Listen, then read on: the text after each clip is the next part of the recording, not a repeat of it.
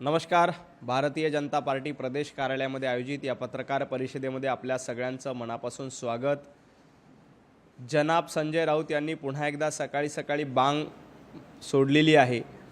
खरं तर दावोसमध्ये पिकनिक करायला मुख्यमंत्री गेले असा आरोप जनाब संजय राऊत करतायत. दावोस हे काय अलिबाग नाही आहे. अलिबागच्या बंगल्यात जाऊन कोण कशा पद्धतीनं रासलीला करतं आणि कशा पद्धतीनं पिकनिक बघतंय संजय राऊत हे महाराष्ट्राला माहीत आहे आणि आम्हाला बोलायला भाग पाडू लावू नका.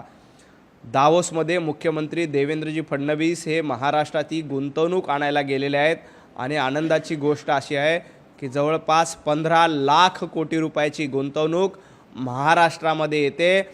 जगभरामध्ये आणि भारतामध्ये सर्वाधिक जास्त गुंतवणूक आणण्याचं काम कोणी केलं असेल तर महाराष्ट्राचे लाडके मुख्यमंत्री देवेंद्रजी फडणवीसांनी केले. जवळपास 13 लाख रोजगार निर्मिती या गुंतवणुकीच्या माध्यमातून होतंय. संजय राऊत, तुम्ही 13 लोकांना तरी रोजगार दिला का याचं उत्तर महाराष्ट्राला द्या. देवाभाऊंनी दावोसमधल्या 3 दिवसामध्ये 13 लाख लोकांना रोजगार निर्मिती दिली. तुम्ही आपल्या संपूर्ण हयातीमध्ये 13 लोकांना देखील रोजगार दिला का याचं उत्तर एकदा महाराष्ट्राला द्या आणि मग देवेंद्रजी फडणवीस यांच्यावर टीका करा. दावोसमध्ये जाऊन गुंतवणूक येत असते. तुमच्यासारखं पिकनिकला जाऊन तुमच्यासारखं अलिबागला मजा करून गुंतवणूक येत नाही हे देखील महाराष्ट्राने बघितलं आहे. आणि तुमचा दावोसला एवढाच आक्षेप असेल तर आदित्य ठाकरे दावोसला कशासाठी गेले होते याचं उत्तर देखील एकदा दिलं पाहिजे. जेव्हा महाविकास आघाडीचं सरकार होतं तेव्हा आदित्य ठाकरे स्वतः दावोसला अशाच पद्धतीच्या परिषदेला गेले होते. मग तुम्ही आदित्य ठाकरेंना सवाल विचारणार आहेत का की दावोसमध्ये जाऊन तुम्ही नेमकं काय केलं होतं, त्या गुंतवणुकीचं काय झालं? देवाभाऊ फक्त कागदावर आकडे ठेवून बोलणारे नाहीत तर प्रत्यक्षात ते अंमलबजावणी करणारे नेते आहेत. त्यामुळंच महाराष्ट्र देवेंद्रजी फडणवीस यांच्यावर विश्वास ठेवतो. आज मुंबईमध्ये जवळपास 9 लाख रोजगार निर्मिती होणार आहे. आपल्यासारख्या सर्वसामान्य तरुणांना रोजगाराची संधी उपलब्ध होणार आहे. अनेक कंपन्या मुंबईमध्ये येत आहेत आणि मुंबईमध्ये गुंतवणूक करतायत. याबद्दल संजय राऊत तुम्हाला आनंद वाटायला पाहिजे की आपल्या उभ्या हयातीमध्ये आपण 13 लोकांना देखील रोजगार देऊ शकलो नाही आणि देवेंद्रजी फडणवीस 13 लाख महाराष्ट्रातल्या लोकांना रोजगार देऊ शकतात. याबद्दल आनंद मानला पाहिजे. संपूर्ण उद्धवजी ठाकरे यांच्या 2.5 वर्षाच्या कारकिर्दीमध्ये तुम्ही 1300 लोकांची भरती केली नव्हती हे देखील महाराष्ट्र विसरलेला नाही. दावोसमध्ये जाऊन मोठ्या प्रमाणात गुंतवणूक येत आहेत. परदेशी कंपन्यांची थेट इन्व्हेस्टमेंट होते. याबद्दल आपण आनंद मानला पाहिजे, सेलिब्रेट केलं पाहिजे. परंतु दुर्दैवानं जनाब संजय राऊत यांच्या पोटामध्ये सातत्यानं दुखत असतं. संजय राऊत कायम प्रत्येक गोष्टीमध्ये काळं शोधायचं हा संजय राऊत यांच्या आयुष्यातला धंदा झाला आहे. दुर्दैवानं त्यांना काहीही चांगलं दिसत नाही. दावोसची गुंतवणूक ही महाराष्ट्रासाठी आहे. दावोसची गुंतवणूक आपल्या तरुणाईसाठी आहे. हे भान संजय राऊतांना उरलेलं नाही.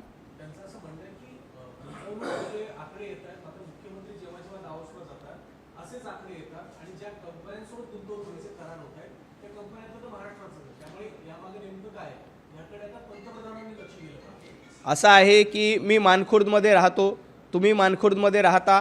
पत्रकार परिषदेमध्ये मानखुर्दमध्ये घ्यायची का प्रदेश कार्यालयामध्ये घ्यायची याला महत्त्व असतं. प्रत्येक गोष्टीचं एक स्थान महात्म्य असतं. तुम्ही एखाद्या शिवसैनिकाचा प्रवेश करत असताना मातोश्रीवरच जाऊन का करता? तुम्ही तुमच्या भांडूपच्या गल्लीमध्ये शिवसैनिकाचा प्रवेश का करत नाहीत? तसं एखादी गुंतवणूक करायची असेल तर त्याला आंतरराष्ट्रीय व्यासपीठ असतं. दावोसमध्ये जगभरातील गुंतवणूकदार येतात. तसे मुंबई ही आंतरराष्ट्रीय शहर आहे. इथले गुंतवणूकदार देखील दावोसमध्ये जातात.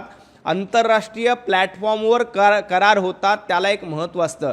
आपण घरामध्ये बसून करार करणं हे उद्धवजी ठाकरेंना योग्य आहे. उद्धवजी ठाकरे 2.5 वर्ष मुख्यमंत्री होते. ते आपल्याला मातोश्रीला किंवा घरालाच त्यांनी मुख्यमंत्री कार्यालय बनलं होतं. त्यांना मंत्रालयाचं महत्त्व नव्हतं, त्यांना राजभवनाचं महत्त्व नव्हतं, त्यांना सह्याद्री अतिथीगृहाचं महत्त्व नव्हतं. त्यांनी आपल्या घरात बसूनच कारभार करायचे. देवाभाऊ घरात बसून कारभार करणार नाहीत. ते एवढ्या लांब दावोसला यासाठी जातात की त्याला आंतरराष्ट्रीय पातळीचा दर्जा मिळतो आणि त्या कराराला एक अधिकार असतो. त्या कराराला एक सामंजस्य कराराला एक महत्त्व असतं आणि त्या महत्त्वाचा करार झाल्यामुळं तो भविष्यामध्ये आपल्याला करता येतो. आता बऱ्याच कंपन्या मुंबईतल्या आहेत असा आक्षेप संजय राऊत घेत आहेत. अहो जनाब संजय राऊत, त्या कंपन्या जरी मुंबईतल्या असल्या तरी त्या आंतरराष्ट्रीय कंपन्या आहेत, त्या तिथं जाऊन गुंतवणूक करतायत, त्याला एक अधिकार प्राप्त होतो, त्याला एक महत्त्व प्राप्त होतो. हे भान दुर्दैवानं संपादक असलेल्या संजय राऊत यांना नसावं. याबद्दल मला अतिशय हसू येतं. ज्या पद्धतीनं उद्धवजी ठाकरे यांना काय आंतरराष्ट्रीय दर्जाचे डॉक्टर बनवून ठेवलं होतं कोविडच्या काळामध्ये आणि स्वतः संजय राऊत कंपाऊंडर झाले होते. आजची पत्रकार परिषदेमध्ये कंपाऊंडरपेक्षा खालची पत्रकार परिषद आज त्यांची होती. आंतरराष्ट्रीय शहराच्या गुंतवणूक जर का दावोसमध्ये होत असतील तर त्याच्याबद्दल आनंदच असला पाहिजे. याच्यामध्ये एक गोष्ट की मैत्र नावाची जी संस्था एकंदरीत तयार केली फडणवीस यांनी आणि त्यामुळे इतर राज्याच्या तुलनेमध्ये म्हणजे महाराष्ट्रासह इतर राज्य देखील त्या ठिकाणी गुंतवणूक केसण्यासाठी गेलेले आहेत. मात्र भारतातील कंपन्यांनी इतर राज्याच्या तुलनेत महाराष्ट्राला पसंती दिली. त्यामध्ये मैत्रचा एक मोठा वाटा बनला.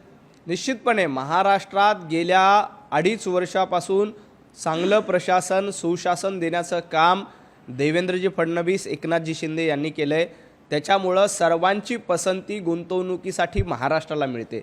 आपण बघितलं की FDI फॉरेन डायरेक्ट इन्व्हेस्टमेंटमध्ये सर्वाधिक गुंतवणूक कुठं आली तर महाराष्ट्रात आली. इतर सर्व राज्यांच्या जेवढ्या गुंतवणूक नाहीत त्याच्यापेक्षा जास्त गुंतवणूक जवळपास 60% आसपास गुंतवणूक आपली महाराष्ट्रामध्ये येते. ही आनंदाची गोष्ट आहे. देवाभाऊंसारखं कर्तृत्ववान नेतृत्व, विकसनशील नेतृत्व, या जोरावर या ब्रँडवर लोकांचा विश्वास आहे.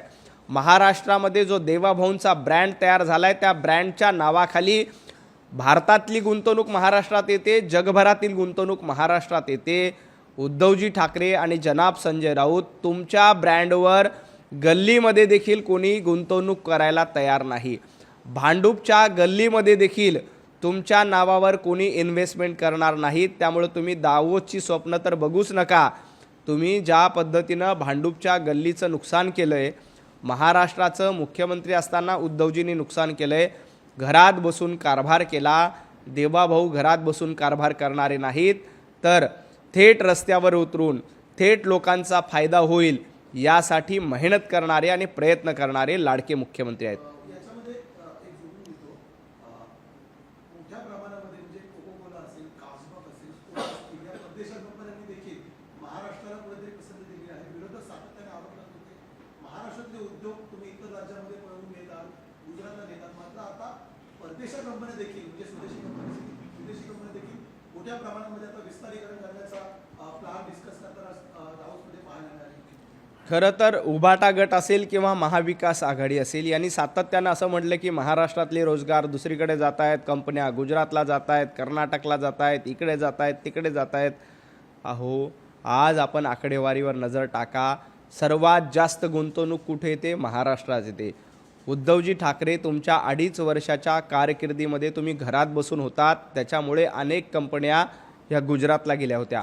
आज गुजरातला गेलेल्या कंपन्या पुन्हा महाराष्ट्रामध्ये येत आहेत आणि अभिमानाची गोष्ट आहे की गुजरातच्या पुढे महाराष्ट्राचा नंबर लागतो. देशातल्या इतर कुठल्याही राज्याच्या पुढे महाराष्ट्राचा नंबर लागतो, मराठी माणसाचा नंबर लागतो. याबद्दल संजय राऊत आणि उभाटा गटानं अभिमान बाळगला पाहिजे. उलट उद्धवजी ठाकरे यांच्या काळामध्ये सर्वाधिक गुंतवणूक ही गुजरातला जात होती, कर्नाटकला जात होती. आज तीच सर्वाधिक गुंतवणूक महाराष्ट्रामध्ये येते, याचा आनंद आहे. काँग्रेसचे प्रदेशाध्यक्ष हर्षवर्धन सपकाळ यांनी सुद्धा टीका केली आहे. गुंतवणुकीच्या संदर्भामध्ये जे काही केलं जाते त्यामध्ये मुख्यमंत्र्यांकडनं केवळ आकड्यांची टीका देखील केली जाते. हर्षवर्धन सपकाळ आणि गुंतवणुकीचा काही संबंध आहे का? त्यांना गुंतवणूक कशी करतात हे तरी माहीत आहे का? उगाच देवाभाऊंवर टीका करण्याचा प्रयत्न करू नका. हर्षवर्धनजी, आपल्या जिल्ह्यामध्ये काय काँग्रेसची अवस्था झाली, विदर्भामध्ये काँग्रेसची काय अवस्था झाली, याच्याकडे थोडं लक्ष द्या. गुंतवणुकीचा आणि तुमचा काही संबंध नाही. राहुल गांधींची जशी बुद्धी आहे त्याच्याही पेक्षा खालची बुद्धी तुमची आहे. सातत्यानं देवाभाऊंवर प्रसिद्धीसाठी टीका करायचं, याच्या पलीकडे तुम्हाला काहीही देणं घेणं नाही. गुंतवणुकीचा मार्ग कसा असतो, कशा पद्धतीनं गुंतवणूक करतात, 13 लाख कोटीचा आकडा कसा लिहितात, एकदा हर्षवर्धन सकपाळ यांनी सांगावं आणि मग इतरांवर टीका करावी.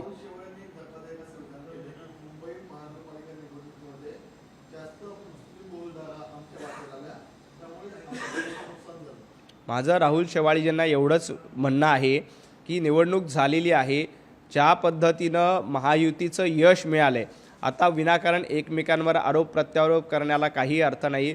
प्रत्येक ठिकाणचं समीकरण वेगवेगळं होतं. जशा जशा जागा वाटप झाल्या त्या पद्धतीनं निवडणुका झाल्या, एकमेकांना सहकार्य झालं, त्याच्यामुळंच महायुती अतिशय भरभक्कमपणे निवडून आली. आता अशा पद्धतीचे एकमेकांवर आरोप प्रत्यारोप करणं हे टाळलं पाहिजे.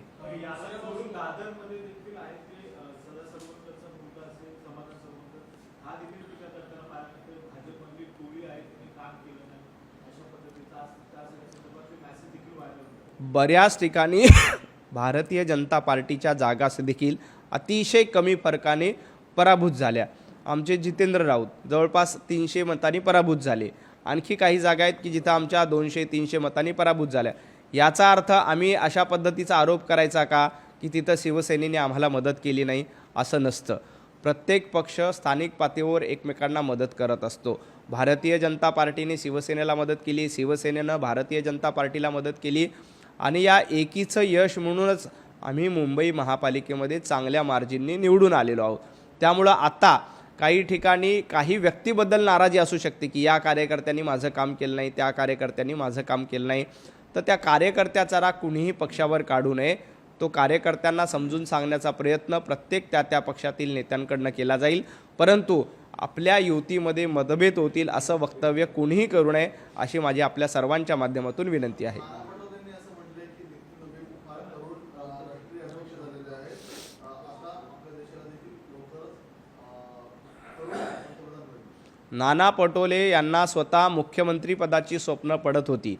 जेव्हा महाविकास आघाडीचं सरकार होतं त्यावेळेला नाना पटोलेंना मुख्यमंत्री बनायचं होतं. लोकसभेला जेव्हा काँग्रेसला जास्त जागा मिळाल्या तेव्हा नाना पटोले मुख्यमंत्रीपदासाठी गुडघ्याला भासिंग बांधून बसले होते. नाना पटोले जी भारतीय जनता पार्टी ही कार्यकर्त्यांचा पक्ष आहे. नितीन नवीन सर्वसामान्य कार्यकर्ता होते, ते देशाचे राष्ट्रीय अध्यक्ष झालेत. आमचे पंतप्रधान नरेंद्र मोदीजी सर्वसामान्य कार्यकर्ता होते, देशाचे पंतप्रधान झाले.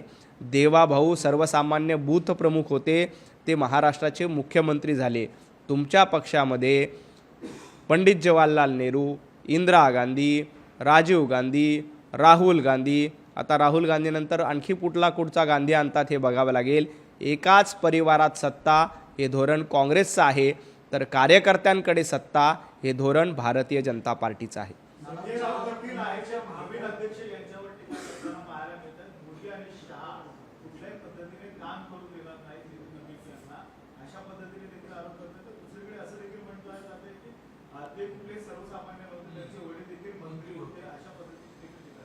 खरं तर संजय राऊत हे मातोश्री नाही किंवा हा उभाटा गट नाही आहे. ज्या पद्धतीनं उद्धवजी ठाकरे सर्वसामान्य शिवसैनिकांना दूर ठेवून आपल्याच कुटुंबामध्ये सत्ता देतात, जेव्हा कॅबिनेट मंत्रिपद द्यायची वेळ आली तेव्हा आदित्य ठाकरे यांचं नाव पुढे आलं. नितीन नवीन हे आमचे सर्वसामान्य कार्यकर्ते आहेत. 6 वेळेला ते जनतेतून निवडून आलेले आहेत आणि भारतीय जनता पार्टी एकमेव पक्ष आहे की जिथं कार्यकर्त्यांना न्याय मिळतो, कार्यकर्त्यांना संधी मिळते. संजय राऊत जेव्हा तिकीट वाटपाची वेळ आली तेव्हा विक्रोळीमध्ये तुमचा भाऊच तुम्हाला तिकीट वाटपाला दिसला, इतर कार्यकर्ता तुम्हाला दिसला नाही. खासदारकी मिळवायची वेळ आली, राज्यसभेला पाठीमागच्या दारातून जायची वेळ आली तेव्हा सर्वसामान्य शिवसैनिक जो रस्त्यावर उभा राहून घोषणा देतो त्याचं नाव तुम्हाला आठवलं नाही, स्वतःचं नाव तिथं घुसवलं आणि अर्ध्या मतानं तुम्ही निवडून आलात. आता मला वाटतं महापालिकेला देखील आपल्या एका भावाला तिकीट देण्याचा प्रयत्न तुम्ही केला होता. आपल्याच कुटुंबात सत्ता, आपल्याच कुटुंबातलं घर आणि आपलंच धोरण, आपलंच तोरण हे धोरण तुमचं आहे. भारतीय जनता पार्टी कार्यकर्त्यांना मोठं करतं. त्याचं उत्तम उदाहरण म्हणजे नितीन नवीनसारखे जे सर्वसामान्य कार्यकर्ते आहेत, राष्ट्रीय अध्यक्ष झालेत. देवाभाऊ सर्वसामान्य बूथप्रमुख होते, राज्याचे मुख्यमंत्री झालेत.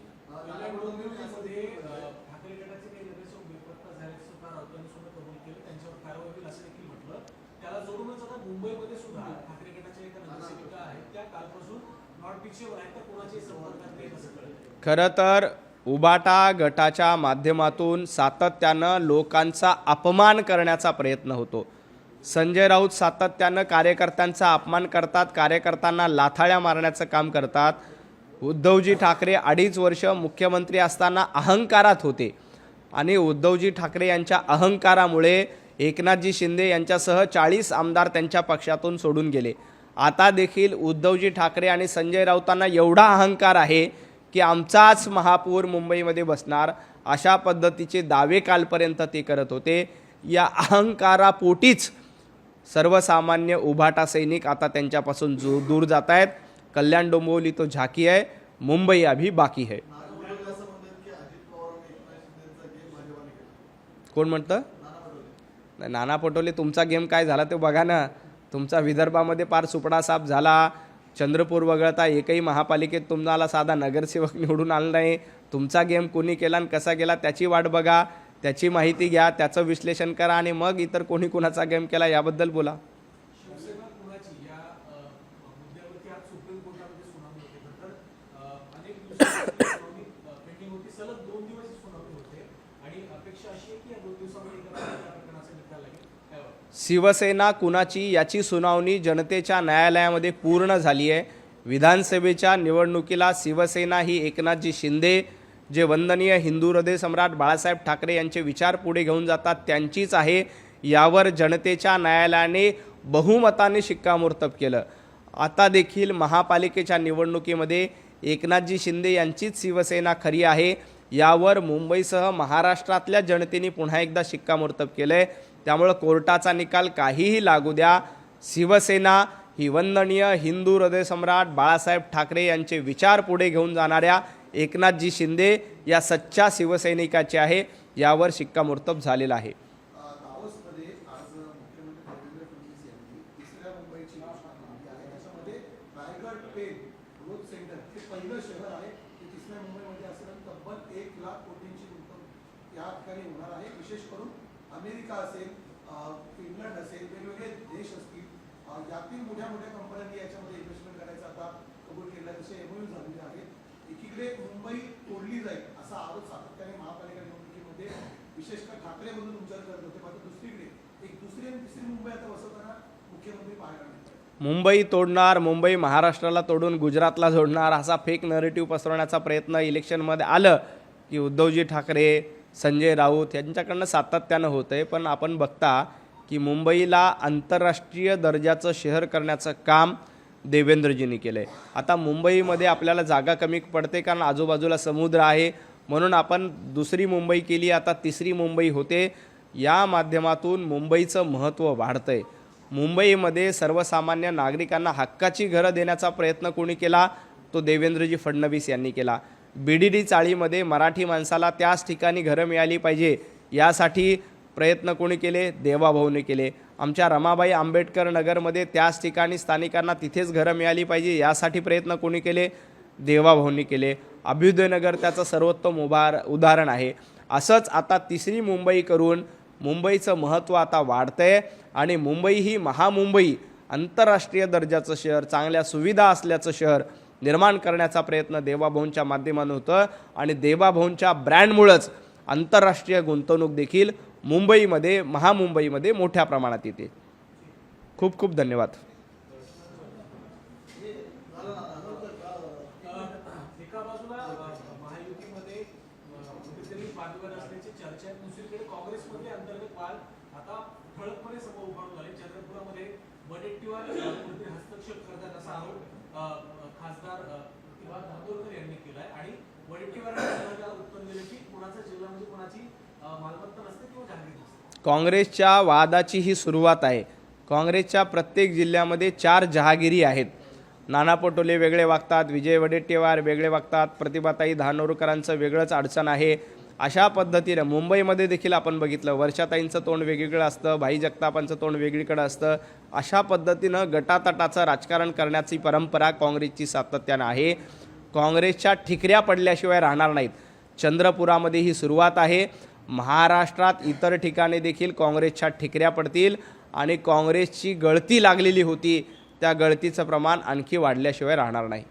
काँग्रेस पक्ष आणि विरोधकांना वारंवार एक आरोप केला जातो की आता कर्नाटकमध्ये स्थानिक स्वराज्य संस्थांच्या निवडणुका बॅलेट पेपरवरती होणार आहे अशी मागणी विरोधक वारंवार करत आहे. कर्नाटकच्या या निकालाकडे तुम्ही कसं पाहता? कर्नाटकमध्ये बॅलेट पेपरवर घेऊ द्या किंवा कुठेही घेऊ द्या, भारतीय जनता पार्टी ही जनतेचा विश्वास संपादन केलेली पार्टी आहे आणि कर्नाटकमध्ये देखील भारतीय जनता पार्टीचेच लोक जास्तीत जास्त निवडून येतील. पालघरमध्ये संजय राऊत यांनी आरोप केलाय, पालघरमध्ये आता गुजराती बोर्ड लागू लागलेले आहे, त्यासाठी आदिवासी बनवण्याचा लढाई सुरू केली. खरं तर वाढवण बंदरांना विरोध करण्याचं काम काही लोकांना हाताशी धरून करण्याचा प्रयत्न होतोय. वाढवणमध्ये जवळपास 70,000 कोटी रुपयाची गुंतवणूक येते. या गुंतवणुकीला हा विरोध आहे.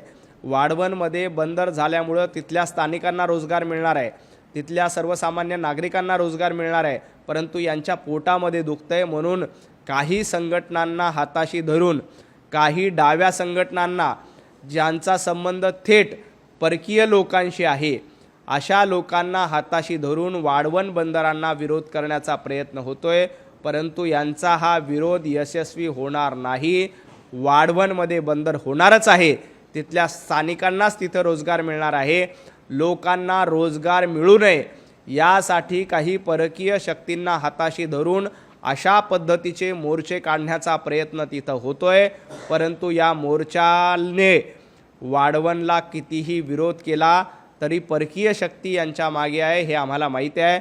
वाढवणमधले स्थानिक नागरिक असतील, स्थानिक आदिवासी असतील, ते पूर्णपणे वाढवण बंदराच्या समर्थनात आहेत. शेवटचा प्रश्न, मुंबईमध्ये एका बाजूला महापौर पदाच्या संदर्भात तुमच्या चर्चा होत्या शिवसेनेसोबत, परंतु दुसऱ्या बाजूला शिवसेनेतले पराभूत उमेदवार आणि काही नेते भाजपवरती आरोप करतात की भाजपनं आमच्या विरोधात काम केलं, सहकार्य केलं. राहुल शेवाळे असतील, सर्वंत असतील किंवा आता साहेबमध्ये पराभूत उमेदवार रामदास कांबळे यांनी देखील आरोप केला की कॅप्टन कपिल सिब्बल यांनीच स्थानिक आमदाराला मदत केली, त्यामुळे शिवसेनेचा पराभव. खरं तर निवडणूक झालेली आहे, महायुती भरभक्कमपणे निवडून आले. माझी पुन्हा एकदा आपल्या माध्यमातून विनंती आहे की आमचेही अनेक लोक अगदी कमी फरकाने पराभूत झाले. याचा अर्थ शिवसेनेनं तिथं मदत केली नाही असा होत नाही. काही ठिकाणी कार्यकर्त्यांमध्ये स्थानिक पातळीवर वाद असतात, त्याच्यामुळं असे प्रकार घडतात. परंतु असं एकमेकांवर आरोप करणं योग्य नाही. आपण पूर्ण ताकदीने निवडून आलेलो आहोत, त्यामुळं अशा पद्धतीचे आरोप प्रत्यारोप करण्यात काही अर्थ येत नाही. भारतीय जनता पार्टीचे उमेदवार पराभूत झाले की आम्ही तिथं म्हणणार नाही की शिवसेनेने आम्हाला मदत केली नाही. प्रत्येक ठिकाणची गणितं समीकरणं वेगळी असतात. महायुतीचा महापौर झाला हे महत्त्वाचं आहे. आणि आपण ठाकरे बंधू स्वतःला ब्रँड म्हणून घेतले होते, त्यांचा बँड वाजवण्याचं काम महायुतीने केलं, हे देखील आपण सगळ्यांनी ध्यानात ठेवलं पाहिजे.